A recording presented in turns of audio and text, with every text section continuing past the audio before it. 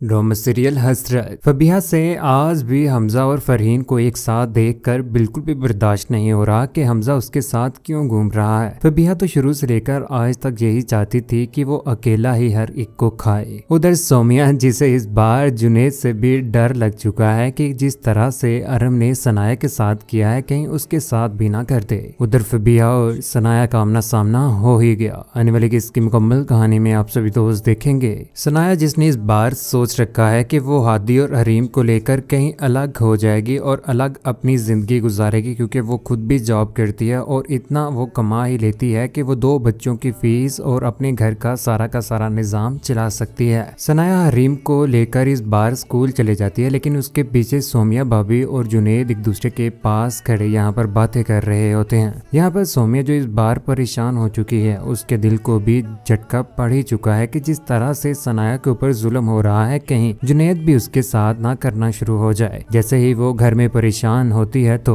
यहाँ पर जुनेद उसके पास पहुंच जाता है। जुनेद कहता है कि सोमिया परेशान क्यों हो। यहाँ पर सोमिया बोल पड़ती है, कहती है कि कहीं आप भी मेरे साथ अरहम की तरह सो नहीं करेंगे ना। यहाँ पर जुनेद अपनी बीवी को समझाने की कोशिश करता है कि मैं जिस माँ का दूध पिया है ना, मैं कभी भी आपके साथ बुरा नहीं करूंगा। मैं नस्ली हूँ और मैं कभी भी अपनी नस्ल खराब नहीं कर सकता। मेरे 2 बच्चे भी हैं और उन बच्चों का खास ख्याल है मुझे। जुनेद वाकई कभी भी ऐसा नहीं करेगा, क्योंकि वो सनाया का भाई है। सनाया, जिसने कभी भी अपने शोहर को चीट करने का सोचा ही ना। आखिर वो जा भी करती थी ना, वहाँ पर भी तो मर्द हुआ ही करते थे। उसने अपने शोहर को चीट ना किया। जुनेद कैसे कर सकता है सोमिया को। उधर अपने शोहर से इस बार इजाजत लेने के बाद फबीहा फैसला कर ही लेती है कि वो अपनी माँ के घर में जाएगी। जब से उसने हमजा और फरहीन को होटल में देखा है तो उसके बाद से तो वो बेचैन हो चुकी है, जिसकी वजह से उसने फैसला कर लिया कि वो घर में जाएगी। घर में चले जाने के बाद वो अपनी माँ के साथ मुलाकात भी करेगी और फरहीन के बारे में भी अपनी माँ को बताएगी कि वो हमजा के साथ रही है लेट नाइट तक। उधर घर में जैसे ही पहुंचती है यहाँ पर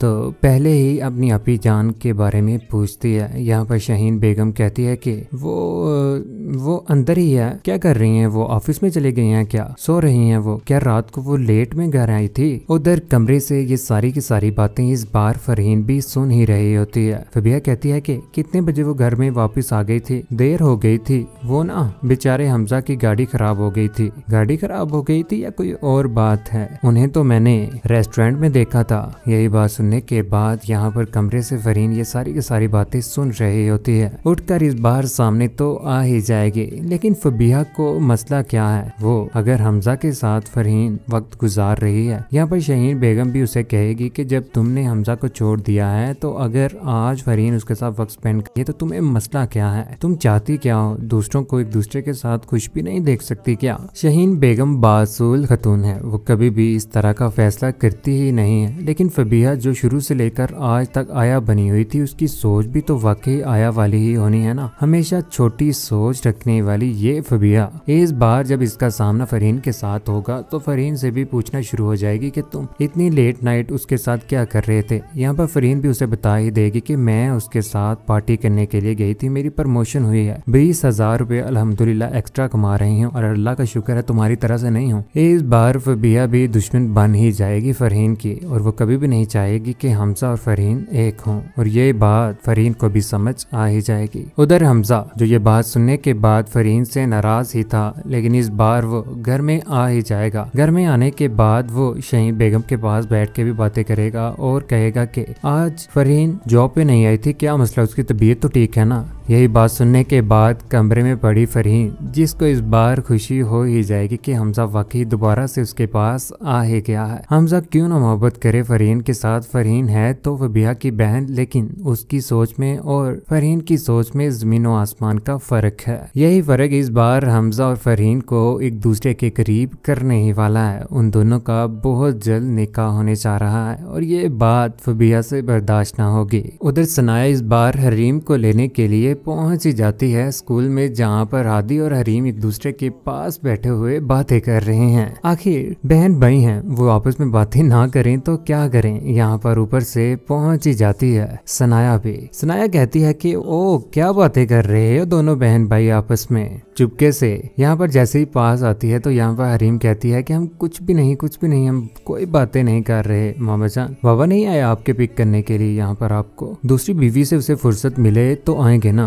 यहाँ पर पीछे से फबिहा पहुंच ही जाती है। फबिहा कहती है कि अब मेरी जिम्मेदारी है हादी को यहाँ पर लेकर आना और घर में लेकर जाना। लेकिन इस बार हादी बोलने ही वाला है कि आप अच्छी मामा नहीं हैं, आप बिल्कुल भी मेरे साथ अच्छा नहीं कर रहे। सनाया ये बात सुनने के बाद इस बार अपने हादी को लेकर अपने पास जाने ही वाली है, ख्वाह उसके लिए उसे कोर्ट कचहरी का सहारा ही क्यों न लेना पड़े। सनाया जिसकी जिंदगी शुरू से लेकर आज तक परेशानियों में ही गुजरी थी, इन्हीं परेशानियों की वजह से रात में जब वो सोती है तो उसे तरह तरह के ख्वाब आना शुरू हो जाते हैं कि वो घर में जाती है जहाँ पर अरहम अपने बच्चों को लेकर यहाँ पर फबिहा के साथ है और घर में कोई भी तस्वीर उसके साथ नहीं है। यही ख्वाब देखने के बाद वो डर भी जाती है, जहाँ पर वो मनाने की भरपूर कोशिश करती है अरहम को और कहती है कि मैं तुम्हारी बीवी हूँ, ये मेरे बच्चे भी हैं। और बच्चे भी यहाँ पर सनाया की साइड जब नहीं लेते तो सनाया परेशान होकर बैठ जाती है, उड़ जाती है यहाँ पर के कहीं इस बार अरहम और बच्चे भी उससे दूर ना हो जाएं, क्योंकि अरहम ने तो इस बार मनाने की भरपूर कोशिश की हुई है। और जो बात वहाँ पर हरीम हादी के साथ कर रही थी तो वो यही कर रही थी कि